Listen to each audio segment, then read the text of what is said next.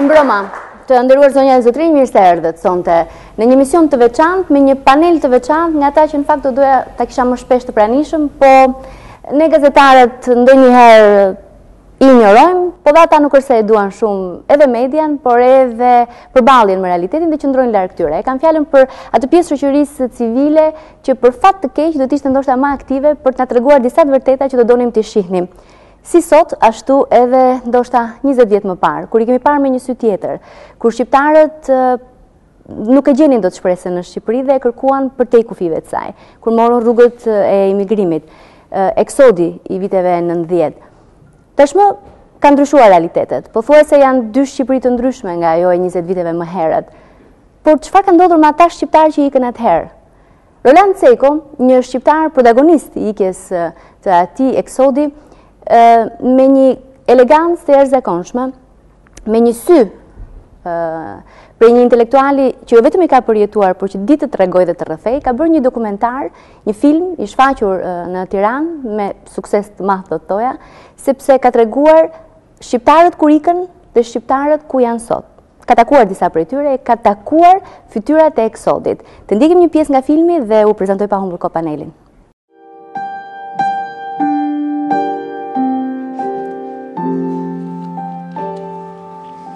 Ricordo molto bene.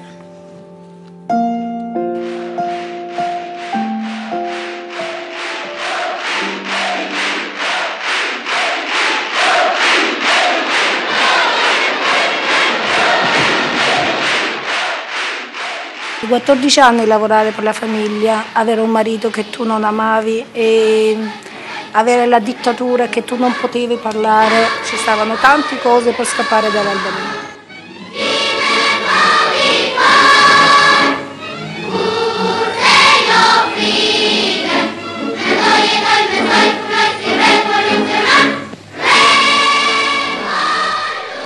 Non è stato tanto facile salire sulla nave, in quanto la nave era si era appena allontanata dal porto e dei signori sono riusciti a trovare una barchetta piccolissima e a farci salire tutti lì, eravamo almeno una ventina, in una barchetta di neanche 3 metri, e poi mi ricordo di aver raggiunto la nave tramite una corda. Le navi della disperazione provenienti dall'Albania continuano ad approdare in Puglia, all'ultimo dramma dell'est europeo, che come vediamo ci coinvolge materialmente.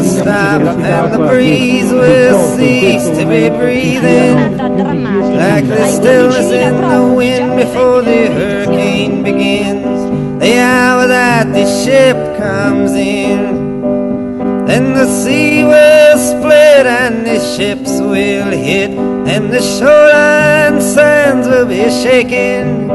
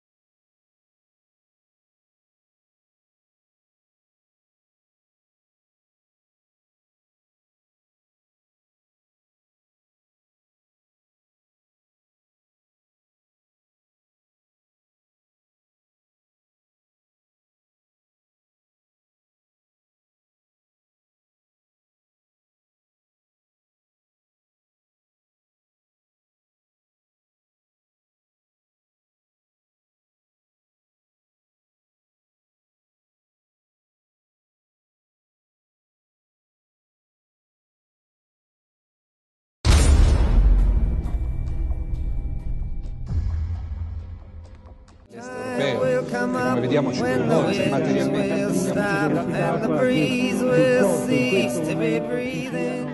Profesor Sokoli, janë të mjaftueshme 20 vjet, 2 dekada për një individ që të ndryshoj mënyrën se si sillet me shoqërinë, të ndryshoj prerje sociale?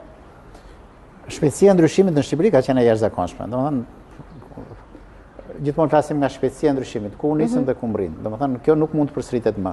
Domethënë, ritmet e ndryshimit kanë qenë shumë të mëdha. Gjithçka ka ndryshuar, duket sikur të gjithë ne kemi kaluar ylberin, jemi tjetërsuar në kuptimin. Edhe duket dhe s'duket se janë pamjet e tortës me rastin e 100 vjetorit dhe pati shumë njerëz që i krahasuan me pamjet e eksotit. Jo, diskutimi është këtu. Në atë kohë nuk shtrohesh çështja, zakonisht i referohemi shpresës. Unë i referoj më shumë bijetesës. Ne nuk është se ikem nga regjimi komunist duke pas statu quo-n e regjimit komunist. Ne ikem në momentin kur regjimi komunist kishte psuar një krisje të pakthyeshme, domethënë ishte të gjithë e dinin që nuk do ishim më aty ku ishim, por në të njëjtën kohë nuk e dinim ku do ishim. Kjo është një fakt. Ana tjetër përballë nesh ishte Italia, nuk ishte Zimbabwe. Italia ka forcë të jashtëzakonshme të rregjse, edhe sot e kësaj dite. Por ama edhe sot në Itali jetohet më mirë. Domethënë, nëse ne pretendonim për një jetë më të mirë, atëherë duhet turreshim edhe sot për të shkuar në Itali, sepse edhe sot e dim që një jetë më e mirë se në Shqipëri bëhet në Itali. Pra, mua më duket se problemi themelor është problemi i mbijetesës. E dyta është mundësia që patën realisht shqiptarët. Këtë mundësi nuk mund ta kenë njerëzit që janë në Tibet, ose që janë në Indi, ose që janë në Indonezi, ose ku diun në vendet arabe ose në vendet. Patëm një lloj luksin thojza me fjalë. Dhe në këtë kuptim emigracioni shqiptar mund të themi i këtyre viteve mund të themi që është më spektakolare që është njohur ndonjëherë. Dhe ky film e tregon në mënyrë perfekte.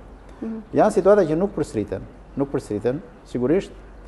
Por në të njëjtën kohë pastaj janë situata që na bëjmë të reflektojmë për gjendjen e sotme dhe për perspektivën e zhvillimit vetë Shqipërisë, gjë që është një temë që besoj se do të jemi tani tek reflektimi, po përpara se të shkoj tek reflektimi, Landi, të ndihmoi gjatë realizimit të filmit eksperjenca jote personale apo nuk e di. Kishe një lloj ndrojë se mbase nuk doje Italia të ndikonte. Dhe pse ishte zgjedhja për mos pasur narracion, por vetëm me figurë dhe me muzikë? Përsa i përket nëse më ndihmoi apo jo që isha vetë pjesë e një eksodit, nuk e di, ndoshta që tregosh një ngjarje nuk është domosdoshme që ti jesh pjesë e saj. Nëse ke një vizion se si do ta rrëfesh, në fakt unë nuk dalem vetëm tek eksodi ku kam marrë pjesë, po çoj shumë më tutje. Pse nuk zgjodha narracionin? Para 3-4 vjetësh më patur rastin që të bëj një tjetër dokumentar, Albania il paese di fronte, Shqipëria vendi përballë. Kur rindërtoja nëpërmjet materialeve të arkiveve gati 100 vjet shtetit shqiptar. Jo 100, po deri në 80, deri në 90, mbaronte pikërisht në 90-ën dhe mbyllej dokumentari pikërisht me para eksodit. Ky nuk është një vazhdim, përkundrazi. Sa do ta bëja pyetjen? Nuk është, jo, e pastë. Jo, kush do të jeti treti tani? Ku do e fillosh?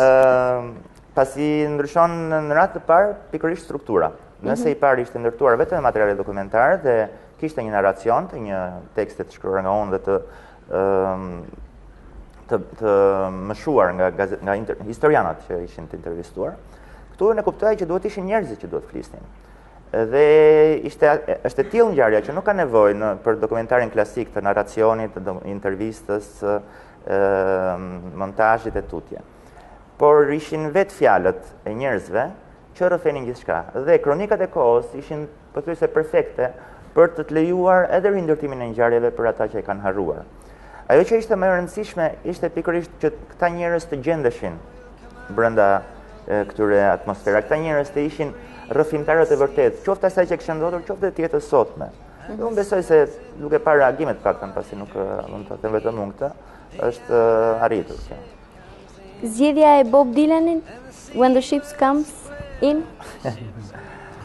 Zgjedhja e Bob Dylanit. Muzikat e filmit për mua janë pjesë mjaft e rëndësishme e procesit krijues. Këtu unë kam përdor 3 momente të ndryshme, 3 lloje muzikash.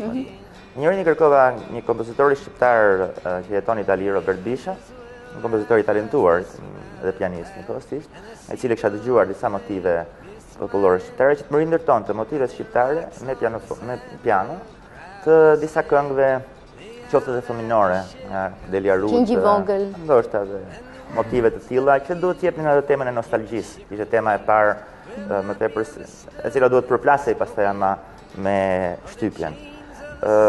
Muzika klasike pastaj, disa nga Smetana, Puccini, apo të tjerë, në nënvizon disa momente që për mua janë të rëndësishme edhe për mënyrën se si janë përdorur. Kënga e Bob Dylan është një këngë e panjohur, When the Ship Comes In, kur të mbërri ania është titulli. Që nëse do kishim pasur të drejtat dhe për të përdorur dhe titullin me fjalë, unë do ta kisha përdorur si për titull të dokumentarit. Pasi ka një tekst që është për mua shumë i rëndësishëm. Është një këngë gati revolucionare që tregon që mbërritja e një anie do ndryshojë sistemin. Që mbërritja e një anie do të trembë, si thua, atë botën që është tashmë duket sikur është e ndenjur, nuk ka për të ndryshuar kurrë etj. Me radhë. Kur mbërri ania, thot me një fjalë, ka edhe një varg që për mua është jashtëzakonisht i rëndësishëm, edhe ndoshta ka qenë e vargjet që kanë pasur në zyrën e montazhit gjatë gjithë kohës. Në shqip është dhe dielli do të respektojë çdo fytyrë mbi kuvert. Për mua ky varg dhe dielli do të respektojë çdo fytyrë mbi kuvert ishte leitmotivi i dokumentarit. Dhe në shumë momente, që do të flas tani për anën artistike, kërkimi kryesor që kam bërë nëpër arkivat ka qenë fytyrat e njerëzve. Siç thash parë që janë turmat ato që zakonisht përpiqet televizionit të mbuloj, unë doja të hyja brenda kësaj turme dhe të nxjerrja fytyrat. Si nxjerrja jo vetëm si fytyra që shohin në kamera drejt për drejt spektatorin, dhe ka shumë të tilla në dokumentar, po dhe t'i gjeja ato edhe dia ku janë sot. Ata fatin me dy persona ndryshëm t'i gjeja edhe në kronikat e kohës, njërin në fotografi, tjetrin në një kronik televizive të Rai, e t'i shija sot. Dhe në fakt gjete Agronin. Si të duk propozimi i Rolandit për të marrë pjesë në këtë dokumentar? Surprizë? Surprizë në fakt, nuk është se... Kishe dëshirë të ndaja atë eksperiencë? Në një dëshirë të madhe, nuk është se kisha... Nuk kishe në një dëshirë të madhe. Agroni jep shumë në dokumentarë për mendimin tim, edhe Agroni është një kronik të kohës, në një gazetë që nuk arritëm ta dëgjojmë dot pastaj. Gjithanë vonë, unë kam një dokumentari ka dalë jashtëzakonisht shumë i bukur. Edhe sepse tregon gjitha fazat pak a shumë. Shumë do me thënë se mendimin tim është shumë interesante, jo se si u pritëm ne, detyrimisht edhe në Itali pati shumë polemika mbi pritjen. Nuk është se unë më kujtoj të lexova një herë në një gazetë që sindakua i Barit nduke se nuk i përgjigj urdhrave të Ministrisë së Brendshme, diçka e tillë. Pati polemika gjatë të vëraja. Po unë do përqendrohesha më shumë tamam në atë që ne themi në mënyrë jo shumë të bukur, ishin njerëz, nuk ishin njerëz. Nuk diskutohet ishin shqiptarët njerëz apo nuk ishin shqiptarët njerëz. Diskutohet për këta njerëz, pse arritën që të bënin një gjë të tillë, që të rrezikonin kaq shumë, se nuk duhet kuraja, ty duhet të jesh me të vërtetë i dëshpëruar për të bërë gjë të tillë. Duhet të jesh jashtëzakonisht shumë i dëshpëruar. Duket edhe unë kam parë personalisht, po duket shumë edhe nga filmimet, fëmijë 12 vjeçar, 13 vjeçar që hidhen me not për të kapur anien, s'din ku vën. Gjë e tmerrshme, kështu që dëshpërimi i njerëzve që dalin nga një sistem ku ishin pak a shumë, kishin një mungesë lirie të jashtëzakonshme, ishin si të lidhur me zinxhir, gjithë të lidhur me zinxhir, në një moment nuk ka më zinxhir o burrat që të ikim. Edhe në këtë do të thosh edhe se diskutuaj që më parë ishte apo si ishte se kjo ide e turmës, sikur ikën të gjithë turma dhe ikën të gjithë. Në fakt nuk ikën të gjithë nga se iku turma. Shumë veta kishin dëshirë për të ikur. Kishin vendosur të iknin. Imat për shembull kishte vendosur të ikte, nuk është se pa anijen që po ikte, ndodhej aty në breg dhe tha prisë po iki dhe unë. Zgjedhja ishte që të ikni. Absolutisht, në fakt turma për kuptimin e për të nxjerrë si njerëz në turmë. Ata që iknin morën me vete dhe shumë veta që rastësisht ndodhen aty. Më këtë prind Imat ishte që për ambasadat, më ne kemi ardhur në Tiranë kur një ditë pas që ambasadat ishin mbyllur, kështu që 20 vjet më pas, a ka më shqiptarë që duan të ikin Akil? Ka shqiptarë që qarkullojnë tani. Shpresoj se tash është vendosur një lloj ekuilibri. Ishte e pritshme. Unë kam pas rastin që të bëj një studim. Më fal, me qarkullim nuk kuptojmë ikje. Ikje dhe ardhje. Ikje dhe ardhje. Qarkullim. Atëherë ikjes nuk i dijej ndërsa tani e ke mundësinë për të kthyer. Është vendosur një lloj ekuilibri. Unë kam bërë një studim para se të liberalizoheshin vizat. Çfarë do të ndodhte sikur liberalizoheshin vizat? Edhe me një lloj garancie arritëm në një përfundim, domethënë që nuk ka për të pasur eksod masiv më. Dhe në fakt nuk pat. Kjo do të thotë që është vendosur një lloj ekuilibri. Shqipëria mund të mbajë kaq njerëz sa çka. Sigurisht se edhe njerëzit tani shkojnë, vinë, mund kjo tregon që realiteti shqiptar është tërësisht indikuar nga migracioni, sepse një pjesë e konsiderueshme janë andej, por nuk prodhon më migracion masiv. Mendoj se ka akoma migracion. Le të themi që nuk është më ai midis dy shteteve me një diferencë jashtëzakonisht shumë të madhe mirëqenie. Janë më shumë emigracionin që ndodh brenda përmenda Italisë për shembull, se ndodhte shumë para 50 vjetëve. 50 vjetë midis jugut edhe veriut. Nuk ikin njerëz jetë shumë, pa shtëpi, pa punë, pa njeri, edhe u burra do ikim në Itali. Ikin ata që mund të kenë një vend pune, mund të kenë arsimin e dur, ose kanë gjetur një vend pune për por nuk ka më njerëz të dëshpëruar që duan njerëz të dëshpëruar që ikin nuk edhe brenda Italisë, po të shohësh hardën e emigrantëve shqiptarë në Itali ka vërshuar drejt veriut.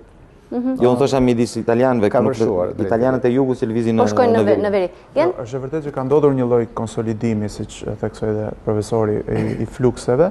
Aq më tepër do shtoja edhe duke u bazuar tek studimi që ne kemi bërë që tashmë bilanci është mund të quhet pozitiv në këtë drejtim, pra po kthehen goxha emigrant. Ne kemi bërë të fokusuar studimin në rastin e Greqisë, pra nuk kemi mbuluar Italinë, por duke qenë se migracioni atje ka qenë edhe më i madh se sa Italia, është domethënës fakti që ka flukse në kthim prej 5 vitesh, që nga një anë i detyrohen disi edhe faktit të një lloj cikli që njihet edhe në studime, pra një cikël 20 vjeçar, 2 dekadash, ku emigrantët ose janë konsoliduar atje, kanë krijuar gjithçka që i duhet në jetën e tyre, ose rikthehen dhe investojnë në vendin e tyre. Por kryesisht i detyrohet krizës që po përjeton shteti grek, sidomos që nga 2008 e këtej, dhe pikërisht në këtë kuadër ka patur edhe kthime të rëndësishme të temit e migrantëve. Pra, më tepër se kthim është ikje nga realitet nga ajo krizë ku janë aty, është një lloj migrimi nga kriza që i ka gjetur në vendin përkatës. Mund ta konsiderojmë edhe kështu, edhe pse duke ditur ne apo zgjedhje për të ardhur në Shqipëri, këtë dua të kuptoj. Është dëshirë për të kthyer në dhe në Shqipëri, sepse tashmë kushtet kanë ndryshuar dhe Shqipëria është tjetër, apo sepse aty ku janë në kushtet e dëshpërimit ku ishin shqiptarët në 90-ën? Tani që të përcaktohet kjo duhet një studim më i thelluar, më cilësor, që të pyesësh gjithë individët. Kam përshtypjen është një miks i të dyjave.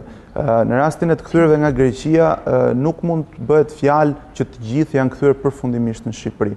Një pjesë e konsiderueshme e madhe e tyre që na del dhe ne në studim është si thuash me një këmbë këtej një andej, duke parë pak zhvillimet edhe në Shqipëri dhe duke parë dhe zhvillimet në Greqi. Pra ruajnë një farë baze edhe atje.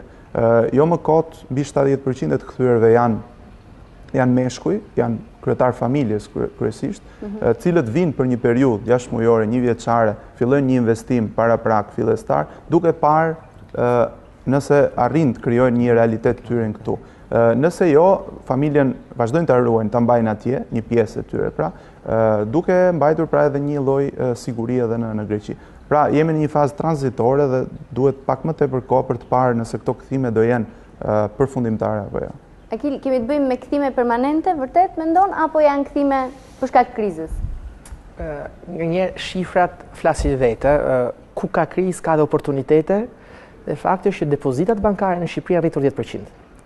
Në momentin kur njerëzit janë gati të lëvizin para në tyre, tregojnë që ato shohin mbas edhe më shumë siguri, mbas edhe më shumë oportunitete në Shqipëri. Kështu që do të isha optimist, do të thoja që i vala mbas emigrantëve që po kthehet në Shqipëri, shifra në mos gaboj është diku te 60.000 emigrantë të kthyer në 6 muajin e parë të vitit 2012, është një shans për ekonominë shqiptare, pasi ato sjellin nga njëra anë know-how, njohuri, teknika, praktika pune moderne europiane, por dhe nga ana tjetër kapital. Dhe kështu si thash pak më parë, 10% e depozitave të rritje nuk është pak, në një kohë kur kriza është në radhë parë e sektorit bankar, dhe si redhim do të thoja që po, edhe nëse janë ato që po kthehen, shumë prej tyre synojnë të krijojnë një kompani, të krijojnë një startup, dhe nga një është e vështirë, ashtu si thatë me shumë të drejtë të kemi studime, por fakti është që nga janari 2011 deri në tetor, nga janari 2012 deri në tetor, pra po themi në 10 muajt e fundit, janë krijuar në QKR plot 11.000 kompani të reja të regjistruara. Pra, nëse bëjmë çfarë bizneses flasin, çfarë kompani? Flasim për kompani QKR që regjistrojnë. Nga studimi ideali janë kryesisht kafene, restorante, shërbime të vogla. Startup, Ekonomia shqiptare është akoma në një logjik, po themi, maturimi në zhvillime sipër. Pra kemi një sektor SME shumë të zhvilluar, ndërmarrjet vogla e mesme, kështu që në qoftë se unë jap një shumër për 11.000 nuk do të thotë asgjë, mund të jetë të vogla, mund të jetë pak më të mëdha, rëndësi ka që ekonomia lëviz dhe këto emigrantë që kthehen, krijojnë vende pune të reja dhe mbi të gjitha investojnë në ekonominë tonë. E kam shumë do pyes pak, do të sheh pak më vonë. Landi, nga ata që takove në Itali, pjesa më e madhe dëgjonin të ktheheshin përfundimisht në Shqipëri? Unë në Itali nuk kam njohur asnjë që do të kthehet në Shqipëri, të thënë vërtetën. Nuk s'është një, ndoshta frekuentoj njerëz të gabuar, nuk e di. Jo, e vërteta nuk është herezi. Herezi është ta mohosh. Por besoj se ata që kanë mbritur në Itali deri në 97-ën, 98-ën, tashmë janë konsoliduar. Në krahasim me Greqinë nuk qëndron në Italinë, do të thoya. Pasi Italia ka krijuar mundësitë edhe pse me shumë vështirësi, edhe pse shqiptarët kanë kaluar nëpër një sër paragjykimesh, një sër fushatash mediatike kundër shqiptarëve, të gjitha me radhë. Sido që tjetë nga ana ligjore, shqiptarëve është mundësia që të pajisen me dokumente, ka pasur disa sanatorje të ndryshme të tjerë me radhë. E tani mas 20 vjetëve, ose le të themi gjatë 20 vjetëve, sa rrëm një numër i madh të shqiptarëve janë me pasaportë italiane, nuk janë qytetarë italianë. Dhe ky kur në Greqi një proces i tillë është jashtëzakonisht të vështirë. Të pasurit pasaportën italiane dhe njëkohësisht atë shqiptare e bën jashtëzakonisht të lehtë qëndrimin në Itali dhe ndërkohë ky proces që ka çuar deri tek marrja e pasaportit, mos harrojmë, do të thotë që njerëzit kanë kaluar nëpër punësime të rregullta, kanë kaluar nëpër sipërmarrje të tyre, kanë çuar fëmijët nëpër shkolla dhe tani fëmijët e tyre, mos harrojmë, jemi brezi i dytë i emigracionit të shqiptarëve. Edhe kështu me radhë. Që janë shumë italianë se shqiptarë ndoshta.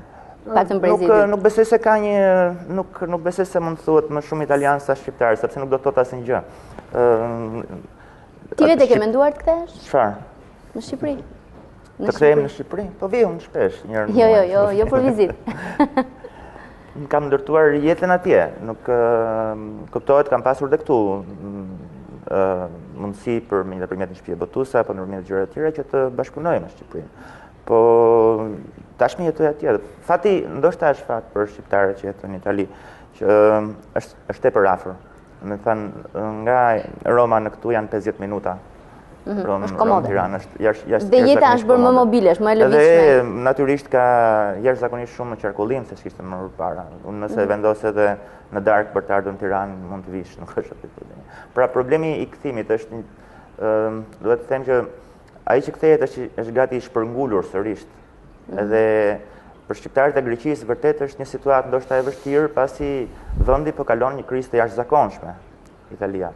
Dhe duke mos pasur as dokumentet, një pjesë e madhe, as një siguri, mund të jetë natyrshme që të mendojnë që të kthehen në Shqipëri, absolutisht po. Dakor, pastaj do ju pyes në fakt se çfarë gjën në Shqipëri dhe do doja pjesën që jeton dhe e njeh mirë terrenin këtu.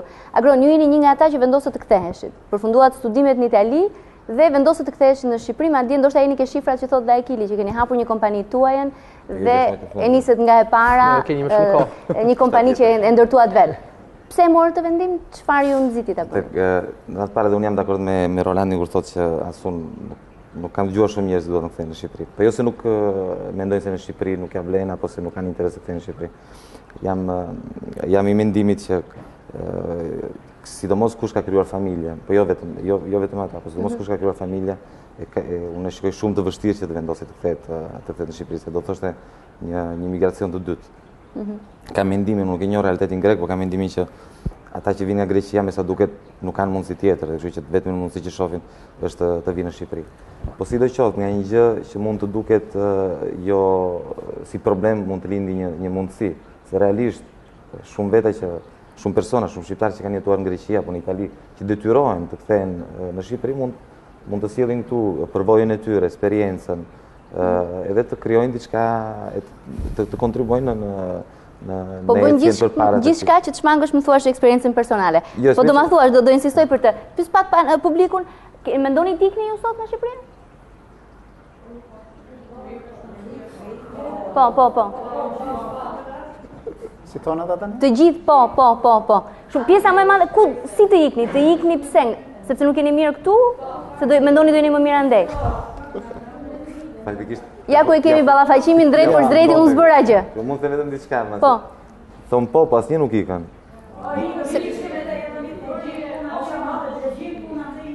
do të lejoni... Jo, vetëm me Do të radhë. gjeni puna ndeja, man, do të gjeni puna Në ndeja. qoftë se, Ilva, vetëm një shembull, është një artikull shumë i bukur, shkruar nga një emigrat shqiptar në Amerikë dhe nuk dua të bëj krahasime me moshën në publiku që kemi përballë, por ky emigranti ka shkruar një artikull për gjyshja ime amerikane. Dhe çfarë thotë? Që gjyshja e tij mbyllet në shtëpi vetëm, vjen një infermiere dhe e shërben, detyrohen të kthehen në darkë nga puna për ta shoqëruar dhe ajo thotë, s'më vjen njëri për vizita, e pi kafen vetëm, shoh ABC News në mëngjes, ta mbaroj. Dhe jo, pikërisht, dhe gjyshja, domethënë, po kalon një vetvrasje shpirtërore të brendshme, saqë ju nuk e, domethënë, është edhe një dëshira për të larguar e njerëzve është çuditshme, është vërtet çuditshme. Momenti që jemi atje, fillojmë me Shqipërinë. Brezi që ka njohur Shqipërinë gjatë, pak flas për bezën e tretë, sot është më mirë atje, por kur arrin atje kupton se sa shumë e vuan vetmin. Nuk e di, domethënë është një shembull. Do thënë diçka, ju thatë shumë mirë, është eksperjenca amerikane është ndryshe. Është shumë ndryshe nga eksperjenca italiane apo greke. Përsa i takon eksperjenca amerikane, unë kam një metodë shumë të lezetshme që më thoshin, më ka treguar dikush ishte në Amerikë, thoshte një moshe madhe, një zonjë moshe madhe kishte fituar lotarin për në Amerikë. Edhe ishte aq e dëshpëruar sa thoshte tani nuk kur mallkoj njëri nuk thoshte më të ngërtë mortja, po të dalë lotaria për në Amerikë. Është vërtet, pra midis dëshirës për të ikur.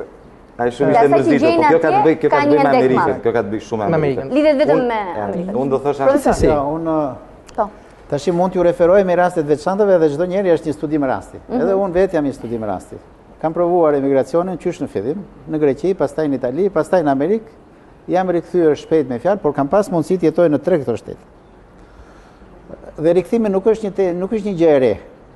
Rikthimi shtrohet zakonisht me objektiva që i ka shtruar çdo njeri vetes në momentin kur ka ikur. Ka pas objektiva fat gjatë për të stabilizuar përfundimisht, apo objektiva më afat shkurtër, më ad hoc po them. Siç është edhe rasti im praktikisht.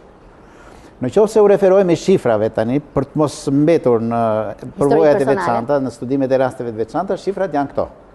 Sipas censusit 2011, Shqipëria ka 2.8 milion banor. Po.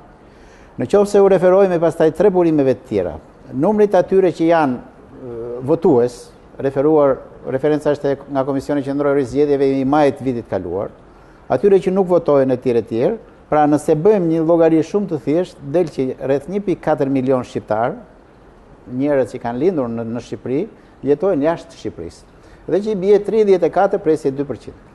Nga ana tjetër, kësaj i shtohet edhe një përqindje e konsiderueshme atyre që janë rikthyer, pra që kanë një përvojë migratore dhe po ti mbledhesh në total vjen afërsisht gjysmë për gjysmë. Gjysma e shqiptarëve që jetojnë, që kanë lindur në Shqipëri, ose jetojnë në emigracion, ose kanë pasur një përvojë migratore.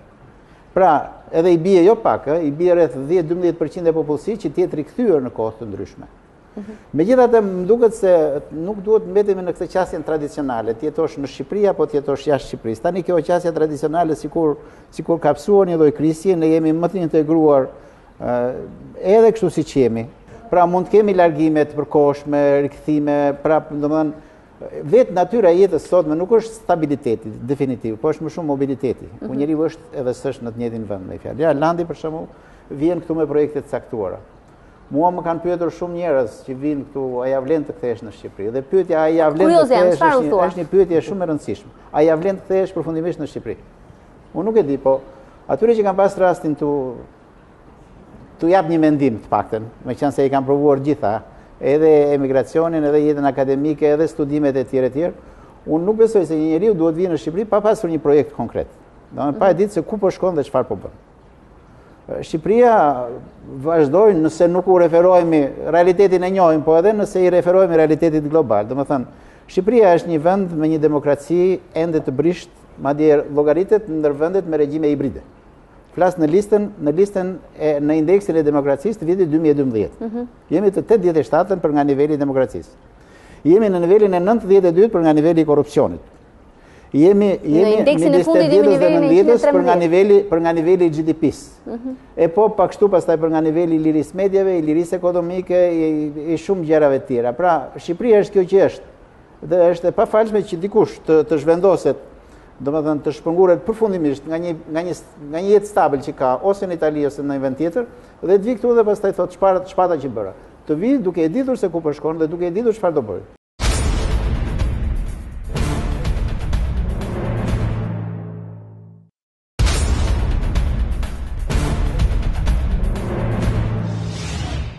Agron, tani është momenti që duhet ma tregosh.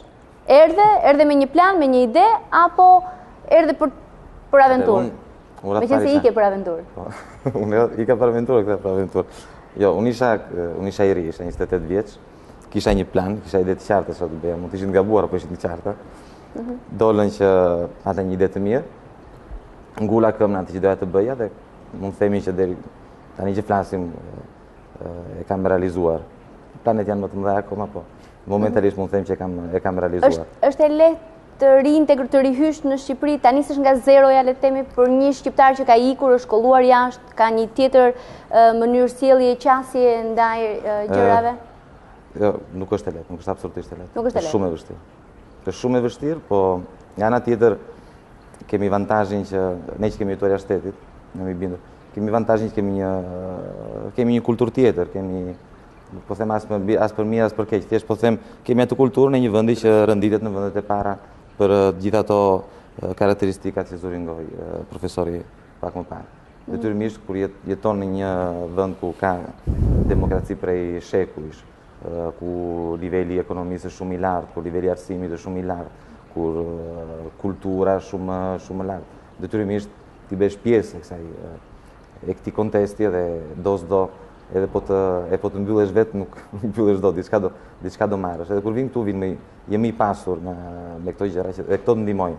Nga ana tjetër penalizon fakti që nuk jemi mësuar me realitetin, kështu që duhet të vuan çik më shumë se të tjerët, si nga gjërat më elementare që mund të jetë ku diun, ikja e dritave dhe ujit ndonjëherë, tani si kanë më po. Do para ikin shumë shpesh. Te mungesë, ku diun, unë shoh për shembull ndonjëherë ato gjërat e vogla që jo shumë qytetare, le të them. Për shembull, qeset e hedhura nga balkone. Për shembull. Një ndër elementet. A ka infrastrukturë që gjejnë në terren këta shqiptarë që vendosin të kthehen, që ja u ndihmon, ja u lehtësonin riintegrimin? Po, kjo lidhet pak edhe me pyetjen a ja vlen të kthehesh. Dhe se kam vetëm në aspektin ligjor, ose mund të kemi ligjet shumë të mira, po në terrenin real që ata gjejnë. Lidhet pak me a ja vlen të kthehesh, përgjigjja më e mirë për mua do ishte varet se çfarë kërkon, varet se çfarë pret, domethënë, a ja vlen të kthehesh, se është çdo përgjigje është në bazë individuale për secilin rast. Duke qenë se Shqipëria patjetër ka probleme në shumë sfera, në shumë sektor, nuk ka se si të shpëtonte edhe sektori, le të themi, i pritjes së rikthimit e migrantëve, aq më tepër nëse bëhet fjalë për rikthime o flukset konsiderueshme, siç tham nga Greqia në këto 3-4 vitet e fundit. Nga ana ligjore institucionale janë instrumentat, sidomos nga Ministria e Punës, Çështjeve Sociale, është një strategji për reintegrimin e emigrantëve, ka sportele informacioni, sportele për emigrantët, zyrat e punës funksionojnë këtë drejtim duke i ofruar dhe trajnime, por ka një mungesë, këtu do ndalesha, ka një mungesë të thelluar informacionit vetë emigrantëve, që jo gjithmonë barra i takon, le të themi, institucioneve shtetërore. Shpesh ka të bëjë edhe me mungesën për vetë vullnetit për të informuar. Ndonjëherë neglizhojnë institucionet shtetërore me idenë që nuk funksionojnë, jemi mësuar, kemi mbetur me atë idenë që nuk funksionojnë edhe nuk i drejtohen. Po faktikisht janë, këto sportele janë dhe funksionale. Ajo që do theksoja unë është, sidomos në rastin e Greqisë, edhe pse edhe me rastin e Italisë unë gjendem pak në kundërshtim me panelin, që nuk njohin të kthyer ose që duan të kthyen, unë jam rasti kundërt që shumica e tyre që njoh, kam jetuar dhe unë 9 vite atje, ose janë kthyer ose gjithsesi po shikojnë për të kthyer, janë njerëz që kanë. Çfarë target grupi janë? Çfarë brez? Mos janë brez studentësh që kanë studiuar dhe janë kthyer apo familje të rritura? Nga ana familjare dhe nga ana pastaj shoqërore. Nga ana shoqërore është pak më është ndryshe sepse bëhet fjalë jo për flukset e famshëm për të cilët folën, bëhet fjalë për studentë që kanë ikur 99-2000, kanë ndenjur 6-7 vite atje dhe janë kthyer. Po dhe nga ana më gjerë, personave që kanë ikur 96-97, po kjo është eksperienca personale, shumica e tyre që njoh kanë vazhduar në vitet 2000 të investojnë në Shqipëri në një mënyrë apo në një tjetër, të fillojnë të krijojnë disa. Kanë ndërtuar një jetë paralele, le të themi. Dhe me idenë që në falierët apo do ktheheshin. Dhe disa janë kthyer. Për të rikthyer pikërisht të rastit të Greqisë dhe kthimit e emigrantëve, ajo që është e rëndësishme për mua është që, siç e theksoi dhe Akili, kthimi i emigrantëve shoqërohet edhe me rritje të depozitave. Nga një anë është gjë e mirë, sepse rritet fluksi i parave që hyn në Shqipëri. Nga ana tjetër është gjë e keqe sepse duhet mendojmë që këto janë parat e fundit që po vinë. Ne jemi një shtet që jemi mbajtur me një farmasën e remitancat e emigrantëve. Remitancat pritet që gjithmonë më shumë të shkojnë në rënje tani. Që nga dakord Akili që do vinë remitancat? Jo, nuk thash këtë, jo. Jo, ja ta përfundoj se remitancat në vlerë totale janë në rritje këto vite sepse janë pikërisht të depozitat që po vinë, po për mendimin tim janë ato të fundit, nëse kthehen emigrantët. Prandaj nuk duhet të gëzohemi kësaj rritje, përkundër është një rritje që sjell preokupim. Këtu, ma lër këtu se duhet ndalem pak. Do të marr shkurtimisht 3 pika. Përsa i përket kthimit, unë përfaqësoj një agjenci krijuar rishtmasi nga Shteti Shqiptar, që është Agjencia Shqiptare e Zhvillimit të Investimeve. 2/3 e stafit të saj janë të rinj, të cilët janë kthyer nga jashtë, 2/3. Unë vetë jam kthyer s'ka 7 muaj. Absolutisht, jam kthyer para 7 muajsh, një shoku im shumë i afërt u kthye para 1 javë nga Franca, dhe në rrethin tim personal ka shumë të rinj të cilët e kanë njohur, po themi, Europën kushte më komfortabël mbase që po kthehen. Kjo është e para. E dyta, për sa i përket remitancave, ekonomia shqiptare, siç e pam dhe nga skenat e para, i erdhi nga një moment nga një ekonomi drejtuar nga shteti në një ekonomi sot kapitaliste, që do të thotë orientohet nga kapitali. Dhe ky tranzicion është bërë fal dhe remitancave, që do të thotë vinte para nga jashtë që investojnë në ekonomi. Sot për herë të parë ne mund të themi që kemi më shumë kapital që vjen nga investimet e huaja sesa nga remitancat. Pra, jemi në atë fazën ku ekonomia shqiptare po bën një tranzicion. Për momentin shpresojmë. Jo, por domethënë investimet e huaja, kapitali i investimet e huaja është më i lartë se remitanca. Që do të thotë, në afatgjat shpresoj me sinqeritet, edhe besoj që po shkojmë drejt atij modeli, do të shkojmë drejt një modeli ekonomie të shëndosh, normale, ku fluksi monetar në ekonomi nuk është më nga fluks familjar bazë emigracionin, por në një fluks monetar kapital bankar në përmjet investimeve të huaja. Dhe gjëja e tretë e fundit, për sa pyetet për sportelin, AIDA, agjencia që pra përfaqëson, kemi krijuar rishtmasi s'ka një muaj, një broshurë shumë të re që i drejtohet emigrantëve që kthehen në Shqipëri, ku jepen të gjitha informacionet mbi pronësinë e tokës, taksat, legjislacionin për krimin e startupi. E thoni të vërtetën aty për pronësinë e tokës, që ka 5 vendime për një tokë? Dhe një herë, rëndësi ka që ekonomia të lëvizë dhe që njerëzit të gjejnë informacionin. Ju nuk e dini mbase, po sot në Shqipëri mund të krijojë një kompani në 24 orë. Dhe këto janë faktet që ju tregova pak më parë. Dhe ky broshurë s'ka një muaj që është krijuar dhe me krenari e them, po shpërndahet, do të shpërndahet dhe në pikat kufitare. Pra, rëndësi ka që të komunikohet, të ketë besim dypalësh nga emigrantët drejt shtetit, po dhe shteti drejt investitorëve të artshëm shqiptarë. Është vërtet që do ishte pozitive rritja e investimeve më shumë se remitancave, do ishte një zëvendësim shumë i dobishëm për ekonominë, po në rastin aktual investimet 2 vitet e fundit dhe prej krizës, për shumë rasti Greqisë janë përgjysmuar investimet në Greqia në 5 vite, duhet parë pak edhe investimet e tjera që kanë ardhur, që ka kompensuar, nëse vërtet shërbejnë për të mbuluar atë rënje të remitancave të familjeve, pra, apo janë investime kapitale në projekte specifike. Mua më rezulton që shumë bazohen në hidrocentrale dhe investimet tilla ndaj që nuk zëvendësojnë dot. Edhe ato janë kapitale që shpërndajnë në patjetër, po ne diskutojmë shumë periudhën afat shkurtër dhe afat mesëm. Ato janë benefitet që i vinë ekonomisë. Afat shkurtër do thotë që punson njerëz, që të cilët pastaj ato hidrocentrale dikush do t'i bëj. Jo, po nuk krahasohet. Njerëz kontraktojnë kompani. Mos harroni që remitanca ka një shpërndarje shumë më të madhe se sa punësimi 500 apo 1000 persona. Remitanca ka një gjë të keqe që është asistencializëm, kurse investimet janë. Ky është diskutim shumë i vlefshëm pastaj nga pikpamja dhe ideologjike dhe duhet parë. Jo ideologjike, është konkrete, nuk është bazohet një diferencat kryesore të majtës dhe djatës. Jo, si të majtës dhe djatës janë dakord që më mirë se sa të mbash dikë me lekë, është më mirë që të japësh disa lekë të blej diçka e të nxjerrë bukën e gojës vet. Kupton si nga e majtët dhe djatat një të jo, mbi instrumentet. Gjë pastaj se çfarë është instrumentet. E majtët dhe djata ka debat mbi instrumentet që duhen përdorur për të nxjerrë njerëzit nga ajo gjendje. Po që asistencializmi nuk është mirë. Ta përfundoj Ekra. Jo, kisha vetëm përcaktuar çështjen e investimeve. Jemi akoma në një situatë pezull ku akoma nuk dim si do drejt ku do shkojnë këto indikatorë, remitancat dhe investimet. Agron kishte një ndërhyrje pak më herë? Po, do thjesht të thoshta tani ne jemi të vetëdijshëm në Shqipëri, jetojmë, dim shumë mirë që Zoringoj jo, cilat janë rregullat 24 orë mund të krijosh kompaninë. Krijimi i kompanisë është gjë e mirë. Unë kam marrë në 2005-ën, duheshin vendime gjykatë, si ishte një gjë, duheshin 2 muaj për ta. Po nuk është se rregulluam ata dhe gjërat e tjera janë gjithë në rregull. Kështu që Sidoqoftë, duke patur parasysh që probleme ka, jo problemi pronave që ndonjëherë nuk dihet kush janë e shumë gjëra tjera. Kjo s'do thotë që nuk mund të bëhet asgjë. Shumë mirë bën agjencia që krijon gjë të tillë, edhe se nuk është një gjë që e zgjidh totalisht problemin. Po është një hall që ndoshta kontribuon. Është diçka. Mua më kujtohet kur ka filluar në 2007-ën, në 2005-ën, më kujtohet që me gjithë ata, të gjithë me cilë flisja, gjysma më thoshte, po ty ç'të duhet. Që vjen e që merresh me këtë punë, nuk e ke idenë se ç'a po të pret. Gjysma tjetër thoshte që po bravo, dhe pastaj kthesh nga ana tjetër ky është i çmendur. Ka pas një moment gjatë viteve që ke thënë po unë vërtet isha i çmendur çfarë?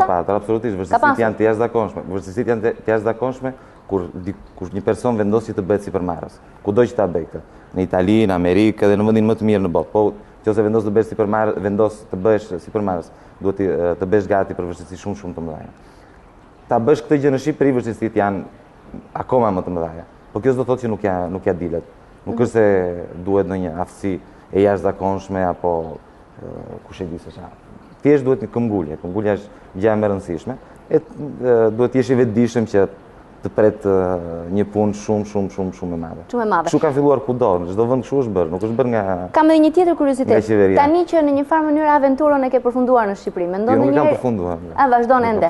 Po e realizove, le të themi. E mendon riikjen diku tjetër? Atëherë unë akoma se po debatoj midis ja vlen të kthesh, ky është një debat, është e vërtetë në çdo tavolinë diskutohet më mirë këtu apo më mirë jashtë shtetit. Unë akoma nuk kam vendosur realisht se ku do të.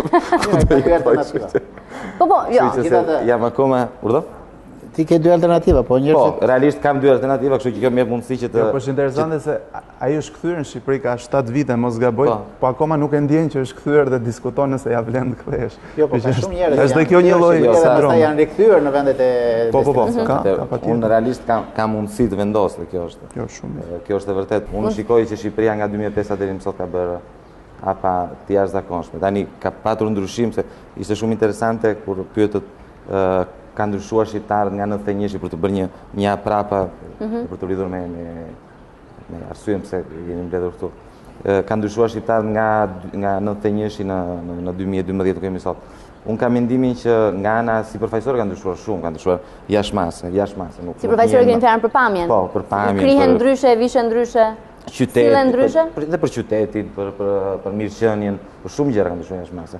Po ne si shqiptarë, kultura jonë, të mirat e të këqijat tona, nuk ka ndryshuar jashtëzakonisht shumë. Ka ndryshuar pak, po jo sa kemi ndryshuar jashtë. Aty ne kemi shumë për të bërë. Kam një ndërhyrje me Landin. Ka qenë një pjesë e dokumentarit që në përgjithësi mua pak më mallëngjeu, po ai moment një fëmijë nuk e di ku i kishte gjetur atë material kur thoshte buk ujë, jo fruta. Ishte shumë interesante sepse e pyesnim pse i ke çfarë keni ju në Shqipëri dhe ai jepte përgjigjen në një italishte buk ujë po, jo fruta, dhe i tregonte frutin. Ja, ti se po ilustrove atë që më pyeta që parë për mungesën e narracionit. Nga që nuk është nevojshme një narrator, një speaker që tregojë se si ishte Shqipëria e gushtit të 91-shit.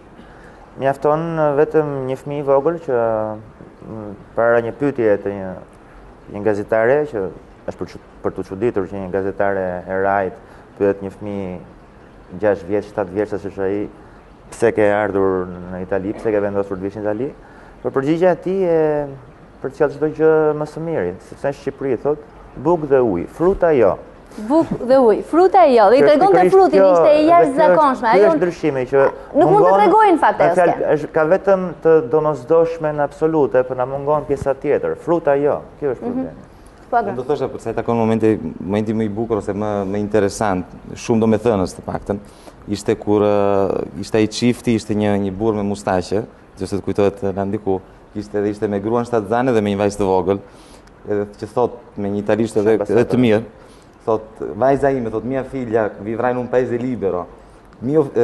La mia bambina, thoshte për fëmijën që kishte në barkë, nuse vetë thoshte nascerà in un paese libero. Kjo është për mendimin tim që bën diferencë. Kjo është gjë thelbësore.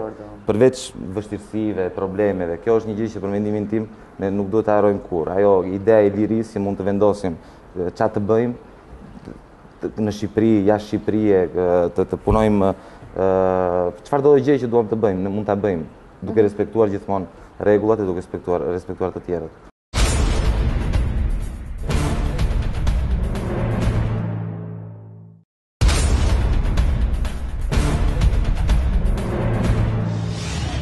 Lan, tani ka fruta në Shqipëri, ka edhe lirin, që nuk e kishim në ato vite.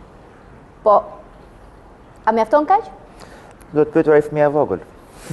Po të pyesja ty, çfarë përgjigje do merr? Sepse dhe ishte më interesante ta kishte gjetur ta pyesnin vërtet atë nëse ka fruta tani apo jo. Unë besoj se Shqipëria në 20 vjet ka bërë shumë hapa përpara. Mendojmë nga jemi nisur në radhë të parë për të parë se ku jemi. Kemi prodhuar edhe trauma të tjera që nga 90-ta e tutje, kuptohet, në 97 është një plagë të mërshme e shqiptarëve, që ndoshta e ndaloi pak atë hovin që mund kishte marrë në fillim, por nuk ka asnjë dyshim që Shqipëria e sotme është shumë e mirë se sa ajo që do mund kishte qenë me një fjalë mbas 90-s. Është shumë e mirë. Unë kam një shqetësim në vetvete sepse ne zakonisht I referohemi ndryshimit. Mirë që ju referohen ndryshimit dhe ndryshimet ndodhen. Jemi në një fazë që nuk duhet I referohemi më ndryshimit, duhet I referohemi zhvillimit. Dhe jo vetëm zhvillimit, por zhvillimit të qëndrueshëm. Dhe në këtë kuptim, unë mendoj se nuk ka një ndërgjegjësim. Nuk ka ndërgjegjësim politik, por nuk ka edhe ndërgjegjësim social. Sepse çështja shtrohet ku do shkojmë. Mirë, po e trajtojnë çik në një rafsh më global. Apo shqiptarët shkuan në Itali, shkuan në Greqi, shkuan në 20 shtete tjera, gjetën hapësira dhe shkuan. Në vitet 30 shekullit e kaluar, italianët shkuan në Amerikë, shkuan në Argjentinë, gjetën hapësira dhe shkuan. Por ama bota e sotme po zhvillohet me ritme shumë dinamike. Po marr vetëm një shembull. Janë dashur 1850 vjet që bota të shtohej me 1 miliard. Tani me 1 miliard bota shtohet në çdo 13 deri në 15 vjet. Imagjinoni 1 miliard banor të rinj të botës. Të gjithë duan, sigur nga një llam, kam bërë llogari në një libër që kam botuar tani problemet sociale bashkëkohore, një bashkëautorësi interesante. Kemi bërë një llogari, sigur nga një llam 60 vaçe të duan këta njerëz, çfarë impakti do ketë mbi natyrën. Po mendo edhe 1 miliard mbas 14 vjet të tjera. Domethënë ideja është që hapësirat po zvoglohen gjithnjë më shumë. Dhe nuk ka një planet të dytë. Duhet të themi që nuk ka më një dhe të dytë. Ashtu siç duhet të themi që nuk ka një Tiranë të dytë, nuk ka një lagje të dytë, nuk ka një shtëpi të dytë. Duhet mendojmë për lagjen që kemi, për shtëpinë që kemi, për qytetin që kemi, për atë dheun që kemi. Për fat keq nuk shoh në vizionin e shqiptarëve të sotëm, pa hyrë në analizat thellësisë, majtas, djathtas, më të thash, nuk shoh një vizion me fjalë që ta shkrijë e përsin që krijon ky emigracion I madh I shqiptarëve me politikat e zhvillimit, jo vetëm në nivel afatshkurt, por edhe në një nivel afatgjatë. Nuk mund të shkojmë më me mentalitetin e një provinciali që pasi ka shkatruar të gjitha pyjet e lurës, pasuri botërore. Po shkatron tashmë edhe të gjitha pishat e Voskopojës, prap pasuri botërore. Nuk mund të shkohet më me këtë gjë. Atëherë duhet I themi Voskopoja është unike, hajde ta shfrytëzojmë. Lura është unike, hajde ta shfrytëzojmë. Mundësitë tona që I kemi, hajde I shfrytëzojmë në mënyrë shumë racionale. Ideja kam që duhet bëhemi racional në gjithçka. Është shumë e rëndësishme, domethënë dhe një herë, ne jemi një popull shumë ambicioz, por shifrat tregojnë që në Itali numri I sipërmarrëve ekstrakomunitar më të lartë është mes komunitetit shqiptar. Një gjë. E dyta, numri I diplomuar, flasim për capita, për banor emigrant, po themi. Të diplomuarve në Itali është mes komunitetit shqiptar. Përqindja e kursimeve në Itali, do më korrigjoni nëse jam gabim. Jo, këto shifra nga janë? Këto nga shteti italian. Nga shteti italian. Domethënë, këto janë nga shteti italian. Nuk janë, jo flas dhe njerë, në përqindje të krijimit të kompanive, të diplomuarve dhe të kursimeve. Pra, kur ju thoni gjitha ato skena, unë ju them dhe njerë që shqiptarët janë një popull shumë dinamik nga energjia që na karakterizon.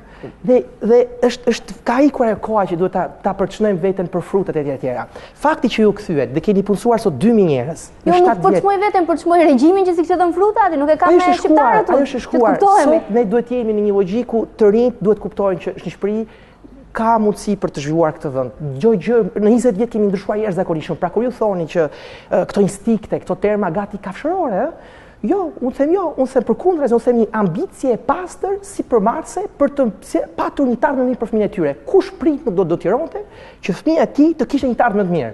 ai është instinkti bjetesës, nuk është kafshëror ashtu si shtatë ju. Pra një herë ka qenë shumë herë më shumë njerëz, edhe po kthehemi tek e parë, se e disa që mund na kenë pritur atje. Edhe po e bëj edhe një minutë tënde. Pra, ju lutem, Shqipëria, brezi jon ka nevojë për optimizëm, brezi jon që po kthehet ka nevojë të shohim sigurisht dhe të shkuarsh për të nxjerrë mësime, po jo për të parë sa të qinjemi. Jenti? Po, ndonjëherë është interesante sepse ne kur analizojmë Ju veten, lutem paneli. Me sa duket nuk janë dakord. Të pranishmit. është interesante sepse kur Sa ne ke që e kthyer, ja se bën një pyetje interesante. Ri këtu një herë pastaj fol. Sa ke që e kthyer? Unë kam 7 muaj që jam kthyer 7 muaj. dhe do të them vetëm Do diçka. t'i lëm dhe pak kohë. Sigurisht, Pastaj por do ta marrim prapë në intervistë. mënyra se si do me thënë komunikojmë në Shqipëri, sinqeriteti, të qenë kaq direkt, kaq pak formal. Me sinqeritet, do me kjo është, po mirë, do të kjo është po themi, do të thënë një perceptiv personal. Nuk e di këto 7 muaj ku ke gjetur ti këtë, ku ke paritë sinqeritet. Shpirti mesdhetar i popullit tonë Uroj që është mos një ketë pasuri me naivitet, sinqeritet ai që që duhet ta quajtë ruajmë, sinqeritet. ndryshe do të themi dhe ne kafsh konsumerizmi, të cilë dhe tani po përdor termin kafsh konsumerizmi. A tani po e përdor? Po, për Po e konsumerizmin. përdor tani se ke vetëm 7 muaj në Tiranë. Po do të rimarr sërish, gen. Me shumë jo, pajisje. është interesante që ndonjëherë ne kur diskutojmë për identitetin ton, kulturën ton politike, sjelljen ton sociale, kështu me radhë, i referohemi vetes si të veçantë. Ne jemi të veçantë për mirë apo për keq, nuk ka rëndësi. Ndërkohë që unë nuk mendoj që jemi kaq të veçantë, nuk mendoj që kemi ndryshime nga pjesa tjetër e botës. Ndryshimet përcaktohen nga sistemi i cili ne ndërtojmë. Ka një debat këtu dhe në teori midis kulturës politike, si rol që ka rol primar, apo institucioneve që formsojnë individin. Nëse i referohemi edhe shembullit që mori Akili, ne kemi shembull pafund nëpër botë shqiptarëve që shkojnë, integrohen dhe kanë sukses edhe më tepër se individ të lindur aty apo që janë brumosur me atë frym. Në këtë kuadër, unë mendoj që duhet vlerësuar më shumë roli i sistemit dhe incentivat dhe motivacioni që i jep individit. Nëse bie fjala një emigrant shqiptar që shkon në Gjermani dhe shikon që atje me anë të punës, dedikimit, përkushtimit dhe riskut ndonjëherë arrin të çajë dhe të mbizotërojë mbi konkurrencën, le të themi, ai do incentivohet që të sillet sipas atyre rregullave. Nëse po ai emigrant nuk ikën, po ose rikthehet është në Shqipëri dhe shikon që me punë nuk ja del dot çaj, me punë të ndershme duke paguar taksat, përkundrazi penalizohet gjithmonë më shumë, ndërsa komshiu i tij që as nuk ka hapur ndonjëherë një licencë apo nuk ka paguar ndonjëherë taksa, ka një pasuri të jashtëzakonshme të pa deklaruar, atëherë vetë sistemi funksionon si mekanizëm i keq për dhënien e incentivave. Pra, unë mendoj që nuk ka patjetër rëndësi nga pikpamja kulturore, antropologjike, të themi individi, nuk kemi pse të jemi të veçantë, dhe e shohim që ndryshojmë, 5 vjetë që shkojmë jashtë, ne mësojmë me ato mënyra atje, arrim të jemi konkurrues dhe të jemi të suksesshëm me ato mënyra atje, ishim po ne ata që ishim këtu, dhe jemi po ne që kthehemi këtu, ose nuk ikim, dhe sillemi sipas mënyrave këtu. Pra, rëndësi ka sistemi që arrin ndërtosh dhe incentivat që i jep individit dhe në një farë mënyre sinjalet që i jep si të sillet në shoqëri. Akili ka 7 muaj, nuk po e pyesim më tepër, do i lëm dhe pak kohë, tham. Ti ke më shumë saj që e kthyer. Po, unë kam 7 vjet. Ke 7 vjet. Që nga në magjik numri 7. Jemi kthyer bashkë, po. Unë kam ikur përsëri prapë në Angli për studime të tjera më pas, por ndërkohë po jam kthyer dhe 7 vjet është një kohë mjaftueshme për ta njohur pak më shumë. E mendon rikjen? Të duket terreni i kënaqshëm për të vazhduar për të përpjekur në Shqipëri, apo mendon që një ikje do të ishte më e mirë për ty? Shiko, është edhe ajo që theksoi Agroni. Në moment që të krijohen disa mundësi ose ja ke krijuar vetes disa mundësi që ti të mund të bashkëpunosh dhe të punosh me individ dhe partner si brenda Shqipërisë si jashtë, atëherë bëhet thjesht çështje konveniencë ose reatie që kanë punën që do të bësh, domethënë. Kështu që nuk është se nuk e mendoj kur për të ikur, po ikja nuk varet patjetër nga realiteti shqiptar, se sa edhe nga incentivat dhe mundësitë që ofrohen. Profesor, për ta mbyllur, këto ikje, kjo është vendosje që po ndodh tashmë midis shqiptarëve, po dhe të tjerëve, do ketë të huaj që do vinë së shpejti. Ka shumë grek që kanë filluar vinë punojnë në Shqipëri, ndoshta do të ketë italian, do është bërë shumë mobil, shumë i lëvizshëm shoqëria. Do të vi, si e shikoni si tendencë, do të vi duke u konsoliduar dhe këta do të quhen më emigrant apo nuk janë më emigrant, janë thjesht qytetarë të një Europe të bashkuar? Thash pra, koncepti tradicional i imigracionit mbase është përmbysur diçka. Çdo njeri është edhe këtu edhe atje. Pyetja a ja vlen të kthesh, ndoshta është ekuivalente me pyetjen a ja vlen të shkosh gjithë, nëse të ekzistojnë mundësitë. Pra nga pak po bëjmë qytetarët e Europës për të mos thënë më tej. Ka një globalizim të shoqërisë shqiptare më i theksuar se në shumë vende tjera fal emigracionit. Duket në shumë element, pra emigracioni po jep tiparet e shoqërisë shqiptare shumë më tepër se sa të shoqërive të vendeve tjera. Ajo që mund të themi në nivel makro është që Shqipëria nuk prodhon më lajme të kësaj kategorie. Dhe ju që jeni gazetar, thoni no news is good news, apo Irlandi. Pra nuk po prodhojmë, nuk jemi ma në kronikat nuk po prodhojmë lajme të kësaj kategorie. Jemi në ca kronikat tjera. Çështja shtrohet, unë mendoj se për të gjithë, meqense se nuk e di sa e shohin emigrantët këtë emision, po për të gjithë emigrantët që mendojnë të vinë në Shqipëri, duhet ta konsiderojnë veten, duhet të gjykojnë jo në mënyrë patriotike, por në mënyrë kapitaliste. A ja vlen të investosh në Shqipëri? Dhe kjo është një pyetje që e bëjnë të gjithë investitorët jo shqiptarë që vinë qoftë nga Italia, qoftë nga Greqia ose nga vende tjera. Çdo njeri nga ne njeh një numër të konsiderueshëm investitorësh të huaj që kanë ardhur në Shqipëri. Ama nuk kanë ardhur sepse kanë një dashuri të madhe për Shqipërinë, po kanë ardhur sepse këtu i sjell instinkti i tyre i biznesit, pra këtu i logjika e tyre kapitaliste. Unë mendoj se kjo vlen edhe për emigrantët tanë. Nëse ja vlen nga Italia të investojnë në Gjermani, le të shkojnë në Gjermani dhe të mos vinë këtu, të humbasin para, të shtojnë një kafe më shumë se kemi aq shumë kafe, të shtojnë një pikë karburanti më shumë se kemi më shumë më tepër, kemi 10 fishin e një norme normale që mund të jetë në një shtet evropian. Profesor, absolutisht është normale që ne t'i themi investorëve shqiptar të huaj imigrantëve, hajde ne investoni në Shqipëri, sepse zhvillojmë Shqipërinë. Nuk është e vërtetë. Domethënë, ajo që ju thoni mund të zëncohet me një komsi europiane, pse jo? Një komsi europiane? Nuk është komsi. Sigurisht, po përkatësi europiane atëherë, por dhe një çdo shtet. Po thash europiane, le të shkojnë në Gjyk po duan. Po thënë në sensin që pa kufiri po themi investimit. Shqipëria sot duhet thith investimet dhe ka mundësi sepse janë shumë të reformat dhe potenciali ekonomik dhe njerë. Unë jam i bindur në 7 vjet një emigrant shqiptar nuk mund të punësoj 2000 njerëz me njerëz ku të shënduar në Itali. Nuk e di, ka shumë të tjerë në Itali emigrant shqiptarësh me 2000 më shumë punonjës? E thamë fakt, zotë që e përmendim herë. Potenciali duke qenë se jemi më vonë, zhvillimin ekonomik, shanset e zhvillimit janë më të lartë. Të thëj një shifër? Në ditën që është përuruar autostrada Tiranë-Durrës, ky s'ka qenë në Shqipëri. Kam qenë në Shqipëri, të gjithë njerëzit rendin nga autostrada e re, unë bashkë me një ekonomist, shkuam nga rruga e vjetër, jo nga autostrada e re, dhe numëruam sasin e pikave të karburantit, që kishin kushtuar deri në 100.000 euro, të cilat dilnin jashtë qarkullimit ekonomik, sepse makinat do shkonin në autostradën e re. Të më besosh, në 38 km rrugë, ishin 42 pika karburanti, me fleft deri në 100.000 euro. Dhe shumica e tyre ishin para njerëzish që ishin kthyer nga emigracioni. Të gjitha këto para shkuan dëm. Po marrin Bashkinë e Tiranës. Bashkia e Tiranës nuk ka një hard biznesesh. Çfarë biznesesh janë Tiranë dhe cilat janë nevojat e komunitetit të qytetit Tiranës? Nuk e ka. Domethënë kushdo që hyn në tregun e Tiranës, hyn pa pas një ide të qartë me fjalë se çfarë do ndodh.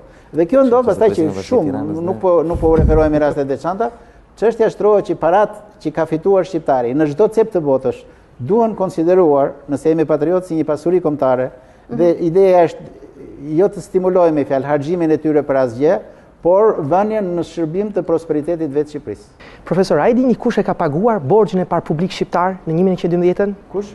Borxhin e parë publik shqiptar kush e ka paguar? Në 1912? Jo, nuk e di. Ka qenë diaspora amerikane, nga ku vargjet e famshme të Fanolit që thoshte, "Në mos qaj se ke birët në Amerikë." Dhe mos merrem me Nolin se këta shqiptarë detyruan të ikin atje. Jo, sigurisht duhet të them me këtë që, domethënë, ekonomia sigurisht duhet të jetë jo shtetërore. Sot drejt kësaj po shkojmë. Mendimi i profesorit që, më thënë, është shumë i drejtë. Sot duhet. Ne po flasim për efektivitet investimesh dhe jo për identitet kombëtar dhe për patriotizëm. Një debat tjetër. Lidhen deri diku. Blandi, po. Jo, po dëgjoja me ëndje Biles, po duket sikur është emigrantët janë kryesisht ata që duhet të investojnë, janë lopa që duhet të vinë të milit e të tjerë me radhë. Emigrantët janë të gjithë tjerë, vendojnë për veten e vet në radhë të parë. Nëse kanë mundësi, sepse mund të kenë krijuar disa të ardhur që të bëhen sipërmarrës, mund ta bëjnë. Po nuk janë të gjithë sipërmarrës. Vinë edhe për të konsumuar e për gjëra të tjera me radhë. Ndoshta e shohin investimin duke blerë një shtëpi në Itali apo duke blerë një makinë të mirë apo gjëra të tjera për ta jetuar jetën.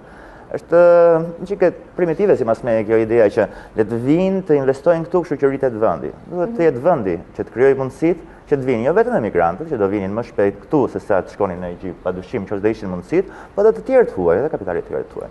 Magjia e diasporave quante The Economist disa muaj më parë, një kopertinë kushtuar investimit që bëjnë diasporat në vendet e origjinës, Por ka disa kushte që ti thitesh ato investime, mundësia që jep për know-how-n e tyre që të përdoret nga vendi, infrastruktura që ata gjejnë aty dhe idetë që ata kanë. A mund të implementohen në një terren si Shqipëria? Është debat i gjerë. Kisha një pyetje për Agronin përpara se të marrë dhe batutat e fundit mbylljes. E mendon se suksesi i faktit që ju hapët një kompani dhe jeni i kënaqur dhe është një operacion që vazhdon me sukses, lidhe edhe me faktin që ju punonit me Italinë dhe jo klientët tuaj janë Itali dhe jo me tregun shqiptar? Absolutisht po. Ka të bëj shumë fakti që... Që ti themi të gjitha, Akil, prandaj them. Dakor, po kjo është një mundësi që nuk është vetëm për mua, është për të gjithë. Për gjithë, absolutisht. Edhe nuk është edhe një gjë që ndodhi rastësisht. Unë kërkova që të punoja me një, të kisha një treg të tillë. Landi, pyetja e fundit për ty. Mbresa më e veçantë që pate kur realizove këtë dokumentar, Anien? Më e veçantë. Që ka qenë komenti i një vajze 20 vjeçare kur mbaroi premiera në Tiranë. Që tha që nuk e dija, nuk e njeh ngjarje tha. 20 vjeçë, 22 vjeçë. Edhe filmi më dha shpresë. Për mua është komplimenti më i mirë që mund të kem marrë për filmin e tij. Që filmi më dha shpresë. Besoj se duke parë ato ngjarjet asaj kohe, njerëzit që i rrëfejnë, edhe për të përcjellë shpresën, për mua them që është arritur ajo që doja. Për ta mbyllur Gen, shpresa është tek të gjithë, tek ty, tek ata që ti bash bisedon? Patjetër, aq më tepër që kemi qenë në vitet themi dinamizmi që ka karakterizuar këto 2 dekada ku popullsia shqiptare ka lëvizur siç edhe doli nga ai gjithë debati. Me këto hapësirat e reja që po krijohen edhe në kuadër të lëvizjes në Bashkimin Evropian apo dhe të integrimit mëtejshëm, besoj se disa nga diskutimet që ne bëm sot do humbin pak rëndësinë, në moment që individi do jetë i lirë që të bëjë atë zgjedhjen e analizës kostove dhe benefiteve se ku do të punoj, ku i pëlqen të jetojë e kështu me radhë, të gjitha këto pastaj do shkrihen në një hapësirë të përbashkët. Kështu që në kuadër të kësaj perspektive mendoj që gjithmonë edhe duke parë ato imazhe, shpresa gjithmonë më shumë duhet ripërtërirë të themi dhe duhet parë përpara. Profesor, inkurajim dhe shpresë për të besuar tek një Shqipëri e mirë e ndryshuar? Me të drejtën kjo shpresa, ku diun. Sigurisht shpresa është ajo që vdes e fundit themin e shqiptarët, po nganjëherë edhe të ngrej nervat, sepse mund të vdesish duke shpresuar. Mbaj mend që kur e lexonim romane dikur, ku diun, këto romanet e letërsia klasike etj, shumë prej tyre përfundonin me këtë shprehje, erroni dhe shpresoni. Unë sigurisht i kuptoj sensibilitetet e kolegëve, më të thash, filmi sigurisht të jep shpresë, sepse tregon një trajektore në një zhvillimi të shpejt, por të një zhvillimi, si të thuash, në kahun e duhur, në kahjen e duhur. Ajo që mendoj unë është që ky film duhet të na nxjisë për të reflektuar. Për të reflektuar edhe si qytetar, por edhe si njerëz, sidomos ata që e drejtojnë këtë shtet, për ta drejtuar në mënyrë racionale, jo me ndjenja, me emocione dhe me situata të papritura. Kur shoh këtë film dhe deri diku është dhe objekti i takimit ton, unë mund të them vetëm një ndjesi të vetme. Para një javë isha në Paris, nuk kishte kënaqësi më të madhe se sa me një delegacion kompani shqiptare, ne kaluam kufirin, tham pasaportën, një vul dhe vazhduam më tej për të bërë biznes. Pra, dhe me sinqeritet profesor, unë nuk i përkas Tibrezi, fatmirësisht, do të thënë shoh veten dhe vendin tim me një dignitet të plot për të thënë që po, unë një ditë do të jem qytetar europian me drejta të barabarta, ashtu siç ka sot kufirin me një vul, me kompani shqiptare, shpresoj që një ditë do të jem me fëmijët e mi shqiptar dhe t'i them vetes po, kjo është një shkuar, ashtu si çdo komb ka kolonializmin, ka patur luftat civile etj. Pra, kjo është e shkuara, kjo është historia jonë, le ta pranojmë, le ta përqafojmë këtë shkuar, rëndësi ka që ne truajmë dignitetin dhe optimizmin. Këtë e them dhe mbi të gjitha po, me shumë drejt përsor, dohet dhe një racionalizëm. Do të thënë, po them optimizmi shkon bashkë me optimizëm racional. Po, absolutisht. Ta quaj kështu? Që ta mbyll. Ta quajmë kështu dhe vetëm një shifër. Ta admiroj kam shumë vërtet optimizmin, sepse fufurit unë përfaqësoj deri diku. Them që mbas emisionit të takohemi të mjapësh pak nga optimizmi. Absolutisht, do të vetëm një shifër thjesht për të thënë këtë optimizëm, sepse fufurit unë kam marrur në titull personal, por përfaqësoj edhe një departament që është ai eksporteve shqiptare. Po. Eksportet shqiptare janë rritur vitin e fundit 22%. Pra ka potencial, ka optimizëm dhe... Sa po na hap debat tjetër? Jo, po them thjesht që duhet optimizëm. Në një sektor janë ulur në një tjetër, mos shkojmë aty ke eksportet, se bëjmë emision tjetër për eksportet. Patjetër, me kënaqësi. Shpresa? Atëherë shpresa, edhe unë jam dakord që do pato shpresë, po me shpresën, vetëm me shpresën nuk vem jashtë kundi. Duhet edhe çik punë përveç shpresës. Do t'i futem me çik punës, edhe unë isha para 2 javë isha në Paris, Parisi është shumë i bukur, shumë e bukur, po kur ktheva këtu nuk pata të ndjesi që pati diku vajtande. Jo, më thash kur kalova kufijën, kur e krahasoj me këto pamje, apo jo? Për të arritur në nivele, për të patur edhe ne, edhe unë nuk është e mundur që Shqipëria duhet të jetë se s'bën vendim i varfër në Europë. Nuk është e mundur edhe realisht duhet shumë pak, duhet realisht shumë pak, që thjesht mos themi të fundit, nuk është e thënë që themi të parë, thjesht mos themi të fundit. Çik vullnet, çik punë, kujdes, shpresë, po ashtu dhe besim që mund t'ja dalim, Ky mos besimi që është gjithandej është vërtet i ka shumë probleme. Po nuk duhet dorëzohemi kurrë, do të kemi gjithmonë besim që dhe mund t'ja dalim. Kurajo, me këtë po e mbyll të fjalë edhe me ato optimizmin racional. Faleminderit Landi që na kujtove kush kemi qenë dhe si kemi qenë. Natën e mirë dhe faleminderit për vëmendjen e nduar të shikues.